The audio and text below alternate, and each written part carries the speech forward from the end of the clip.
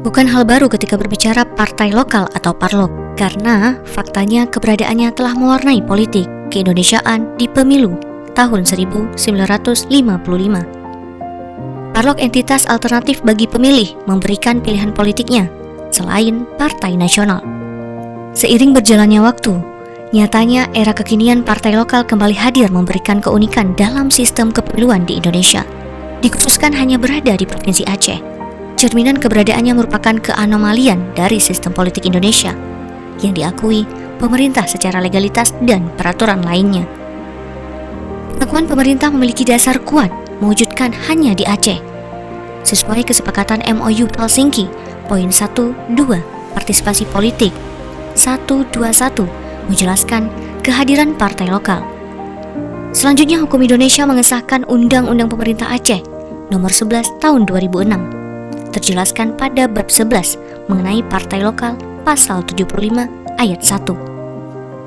Bahkan turunan teknis lebih lanjut diatur di PP nomor 20 tahun 2007 tentang partai politik di Aceh. Ruang kekhususan itu disambut masyarakat Aceh dengan membentuk partai lokal dimulai pada pemilu 2009. Keikutsertaan parlok saat itu meliputi Partai Aceh, Partai Aceh Aman Sejahtera, Partai Bersatu Aceh, Partai Daulat Aceh, Partai Rakyat Aceh, dan Partai Independen Rakyat Aceh. Selanjutnya parlok yang berpartisipasi pemilu 2014 yakni Partai Damai Aceh dan Partai Nasional Aceh. Hanya ada dua parlok mampu bertahan eksistensinya, PA dan PDA. Sedangkan satu parlok baru PNA pecahan dari PA. Di perhelatan pemilu 2019, peta kemunculan parlok berubah kembali, di mana parlok yang ikut serta yaitu Partai Nanggro Aceh atau PNA, Partai Daulat Aceh atau PDA, serta Partai Suara Independen Rakyat Aceh atau SIRA, dan Partai Aceh atau PA. Menariknya keberadaan parlok yang disahkan berpartisipasi di pemilu tahun 2024 nantinya sudah berubah kembali, walau pemain lama kembali hadir.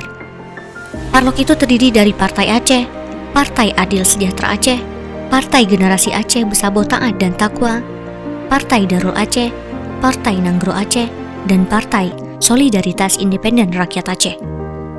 Jika dilihat dari peserta tidak ada parlok baru, hanya peserta lama kembali aktif lagi, mewarnai dinamika politik lokal Aceh.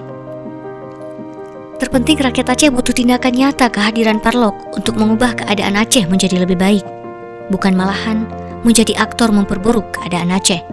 Hal terpenting lainnya yaitu parlok Aceh, wujud identitas dan harapan masyarakat Aceh.